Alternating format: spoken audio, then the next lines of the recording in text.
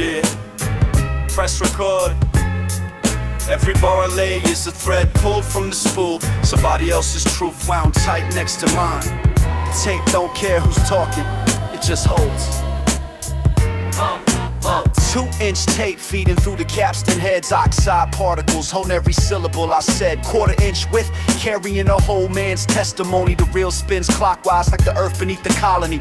Booth glass fog with breath. I watch the meters jump. A EU needle peeking red on every consonant I punch. See wax melt, CD scratch, hard drives corrupt and crash. But magnetic tape from 74s still plays Coltrane's last. My pops had a task in 4-track under the bedroom desk, splicing tape with a razor blade, adhesive on his chest. He said, every cut you make is editorial. You choose what the future hears and what the future's gonna lose. That weight sat in my sternum like a bullet never pulled. I've been recording since 15, filling every empty spool. Press play on a reel from Rucker Park, summer of '89. Some kid freestyling over Marley Marl, that voice is now a shrine. Reel to reel, spool to spool, the thread don't break. Every bar recorded is a brick the dead still make. Reel to reel, spool to spool, the tape holds weight. Press record, your grandkids need to hear the takes. See, the griots carry kingdoms in the marrow of their throats. No manuscript, no backup, just a memory of notes. One generation skips the telling and the whole damn lineage snaps. That's why I treat the 4-track like a fortress under wraps. Every syllable I'm threading through the Oxide is a bridge. From the block where I was standing to the kid who's on the ridge of deciding whether talking to a mic is worth the risk. Brother, press record cause your absence leaves me fissure in the disc.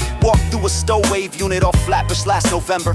Found a box of 1/4-inch reels labeled September. Threaded one onto a Revox in the back of Junior shop. First thing I heard was somebody's mother singing Never Stop. 3 minutes of a woman harmonizing with a kettle's whistle. Kitchen recording, no compressor, just original signal. That tape sat in a cardboard box for 37 years, and it carried more philosophy than every streaming tear. Reel to reel, spool to spool, the thread don't break. Every bar recorded is a brick the dead still make. Reel to reel, spool to spool, the tape holds weight. Press record, your grandkids need to hear the tape. Hip-hop was born on a 2-deck system and a crate of brakes. Herc didn't need a label, just a park and what the voltage makes. Bambaataa dubbed the tapes and passed them hand to hand on trains. Each copy lost the frequency but carried all the frames of a culture being built in real time, reel to reel. Every boombox on the stoop was a broadcasting ordeal. Mixtapes dubbed on Maxell blanks, traded at the barber's chair. The music moved through ferric oxide floating through the air. Now I'm in the booth and the old Atari's turning slow. 2-inch tape is swallowing the verses as they flow. And I'm thinking about the kid who find this reel in 26 to thread it on whatever machine they got.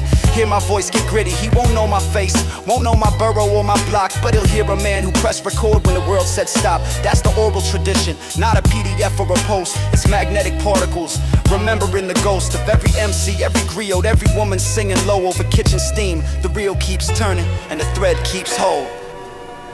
Yeah, the spool's almost empty, but that's the point.